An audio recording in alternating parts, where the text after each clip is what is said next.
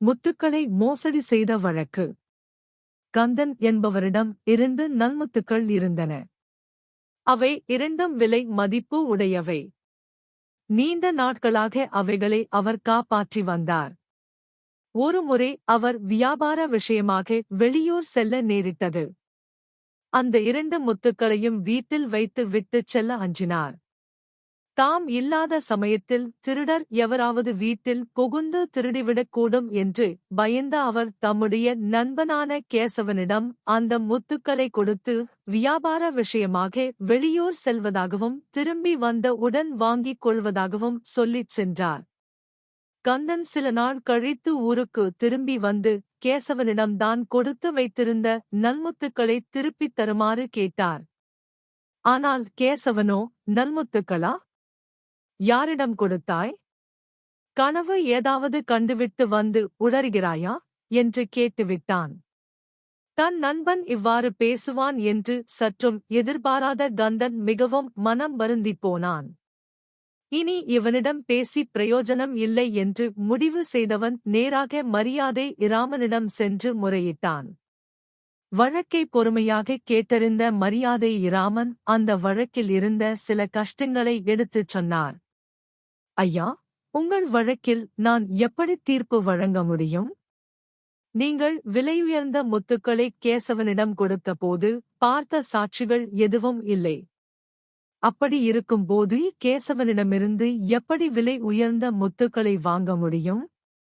நீங்கள் வீட்டுக்குப் போங்கள்.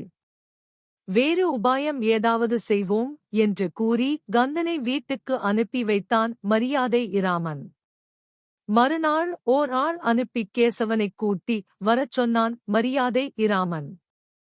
கேசவன் வந்ததும் அவனிடம் ஒரு சிறு பேழையை கொடுத்தார். அதற்குள் நிறைய முத்துக்கள் இருந்தன. என்னிடமிருந்த முத்துமாலையின் சரம் அறுந்துவிட்டது. நீங்கள் முத்துக்களை கோர்ப்பதில் நிபுணரென்று கேள்விப்பட்டேன்.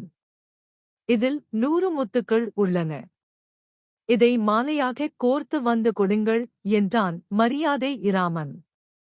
கேசவன் மரியாதை இராமன் கொடுத்த பேழையுடன் வீட்டுக்கு வந்தான். பேழையை ஒரு பெட்டியின் மேல் வைத்துவிட்டு அவசரமாக கொல்லைப்புறம் சென்றான்.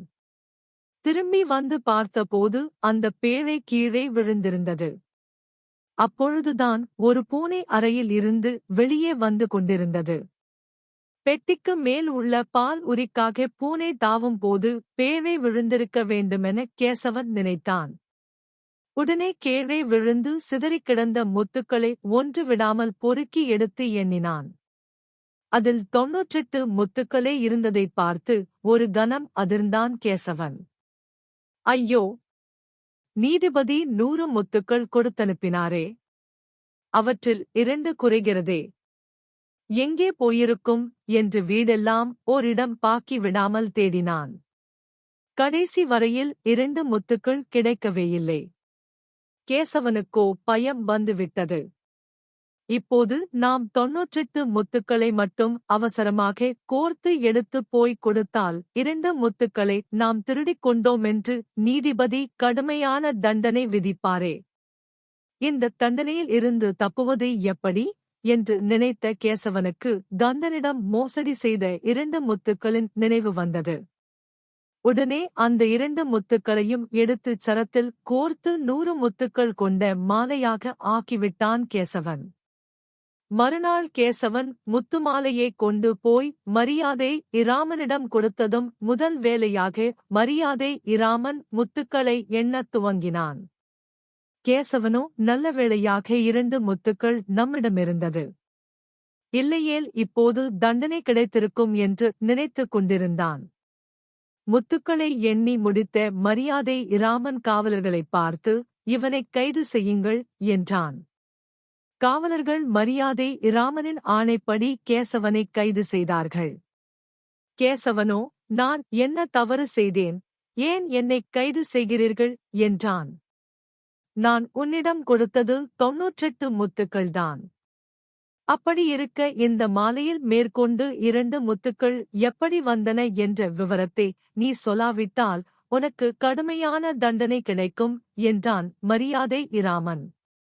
தண்டனைக்கு பயந்த கேசவன் கந்தனிடம் மோசடி செய்து 2 முத்துக்களை அபகரித்து வைத்திருந்ததை சொல்லிவிட்டான்.